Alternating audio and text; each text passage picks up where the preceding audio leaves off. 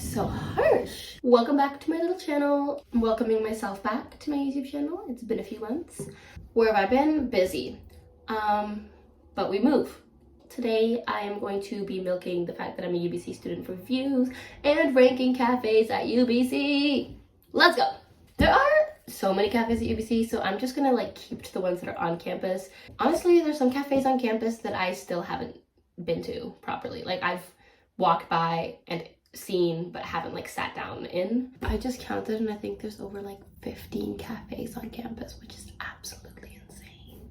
Personally, I'm a big fan of how many cafes we have. It makes it more livable, the whole campus area. It's also more places to study. Coffee chats with like people for networking are also like a normal thing, so I think it makes sense. So I'm gonna rank everything on 4 characteristics. So we have food and drink, like studyability, like how easy it is to study. Are there seats? Are there plugs? Just the vibes, the overall vibes. What is it? The ambiance of the cafe, and then price as well.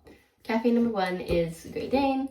The owner of this cafe has a Great Dane, like a dog called Lady, and they have this little wall in the cafe of like all the dogs that come by, and the wall is titled like Lady's 4-legged friends. It's adorable. It's not very like central on campus, but the coffee's pretty good.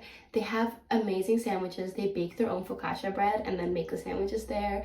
I even saw them like wrapping their own tea bags with tea leaves in them. One of the things about this cafe though is most of the seating is outdoors. So when it's rainy or cold, it's kind of hard to sit there and study. They do also have their own Wi-Fi password. So sometimes you're like, why isn't my Wi-Fi working? But you just have to connect to their Wi-Fi instead of the campus Wi-Fi. My favorite products there are their chocolate croissant. In the summer, they had a lavender matcha, which was also really good. Overall, I'm a big fan of the cafe. I wish they had like more indoor seating and more plugs, but that's kind of the locational challenge. They have this little fireplace as well, which is adorable.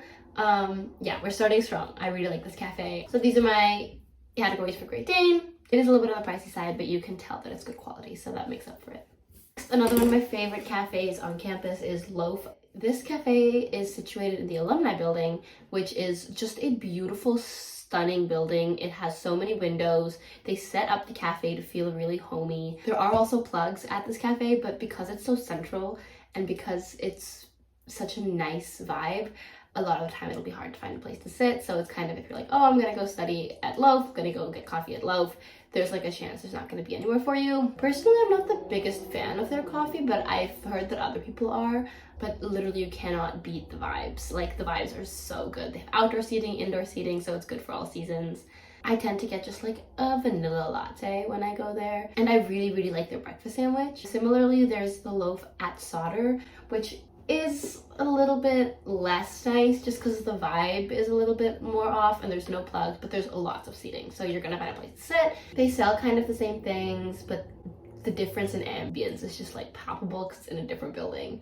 So it's like, if I'm gonna choose where to go, I'm gonna go to the one in the alumni building because it's prettier. But I also think just Solder itself is kind of a colder building in my opinion. Don't come for me. But it's the same menu, same drinks as far as I'm concerned. This is my ranking for the Loaf alumni, and then this is gonna be my ranking for the Loaf at Solder. So yeah, Loaf at alumni is better, definitely.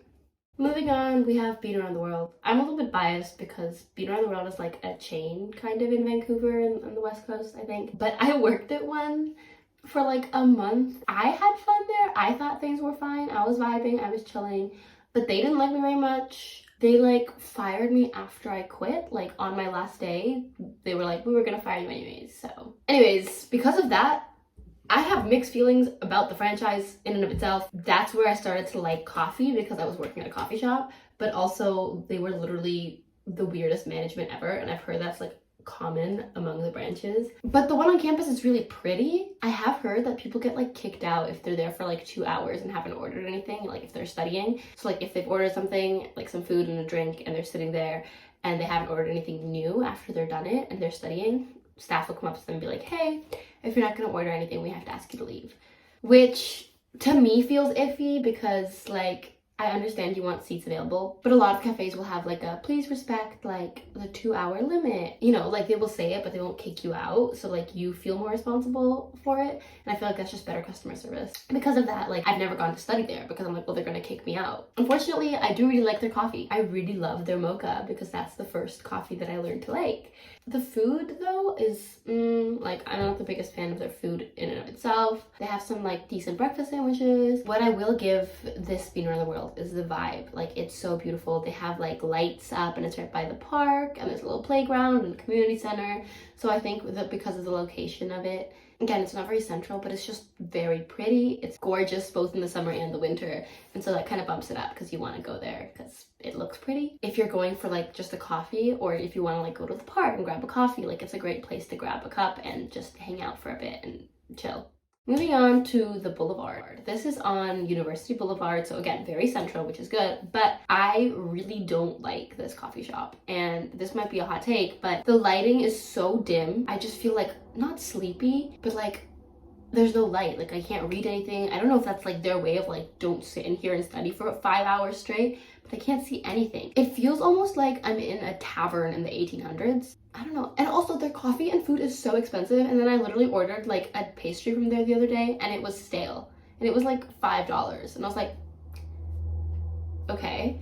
And they had a sign that was like baked this morning and I didn't get there late. I got there at like 10 a.m. or like 11 a.m. I went there, I got a sandwich, a little Danish and a coffee, and it cost me almost $30. And I was like, this is a little bit ridiculous. I got the smallest coffee size as well. I was like, this is insane. Like we're students, we're all students here. What is going on? There is a lot of good places to sit and they do have some cool artwork on the wall, which is fun. Overall, that's probably my least favorite coffee shop on campus. Next we have JJ Bean. I love this coffee shop. So it wasn't until like I think the middle of second year that I noticed that this coffee shop has a second floor. So if you didn't know, now you know. But the first floor is always really full and then you go to the second floor and it's like places that are designated for studying. Like they'll have desks, they have little like almost cubicles. It's great, it's lovely. They'll have plugs up there. I also just really like their coffee. They have great latte art, which I'm always a sucker for. Their croissants are so good too. And there's really like big tall windows. It just feels very airy in there, which I personally like love the sun. Like sun will motivate me to study, it'll motivate me to get things done. The price is pretty standard for like a coffee shop, especially because it's a nice one. You feel like okay paying the price that they have. It is again like a Vancouver franchise. I don't know where else they are, but the one on campus is really pretty. It's also very central again, like it's close to the bus loop. It's close to all the other food shops. So these are my rankings for JJ Bean. And then the last one I'm going to be speaking about today, in depth at least, is Blue Chip. Blue Chip is in the Nest. The Nest is like the big student union hub. The thing about Blue Chip is the line is long, but it goes pretty fast.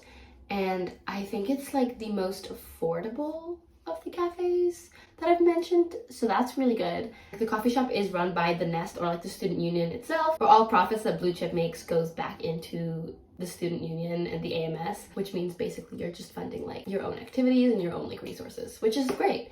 Blue Chip's also like known for their cookies. Their logo is a little cookie and they have some like really good cookies. I really like the marble one. And they've got a lot of food options as well if you're hungry. So overall it's a great like affordable place. There's not really a lot of places to study. Like it's more like a coffee shop to grab a coffee and go. They even have a little express section outside. So, but also because it's meant to like come and go, people don't tend to sit there for so long. And there are some plugs. So overall, good place, good vibes. This is my ranking. So that leaves my final ranking for all of the cafes that I'm reviewing as follows. So from most favorite to least favorite. There are more cafes on campus, but those ones I don't know as well or haven't like really gotten the chance to review. There's Perugia, which is closer to the engineering and sciences section of campus where I don't really tend to go.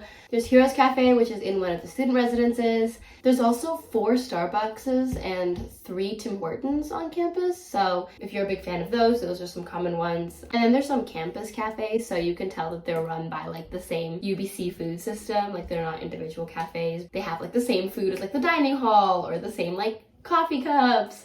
And that's Stir It Up, which is in the arts building, and Ike's, which is in the library. The last thing that I did want to talk about though is some of the student-run cafes. So 2 that I know of are Agora Cafe and Sprouts. Basically these cafes are run by student volunteers who like dedicate their time to, you know, making coffee and cooking food, and they also have food programs for food insecurity. So those are really great places to support. Agora is in the Faculty of Land and LFS.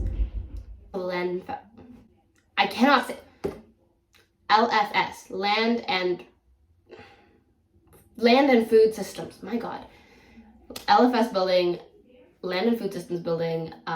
It's great. They have community dinners once or twice a week, and then Sprouts as well. It's in the basement of Life building, which is close to Nest, very central. They also on Friday have lunch programs. Anyways, that's all for today. Thank you guys so much for watching. If you're an incoming UBC student, I hope this gets you like excited about places on campus to study and to hang out at, and places to explore as well. Let me know which cafes you guys like to visit and your favorite drinks to try there. Maybe I'll give those a try as well. Please make sure to like, comment, subscribe. Let me know what kind of content you'd like to see. And hopefully I will be seeing you guys soon because I keep forgetting to upload. Anyways, take care. Love you all. Okay, toodles.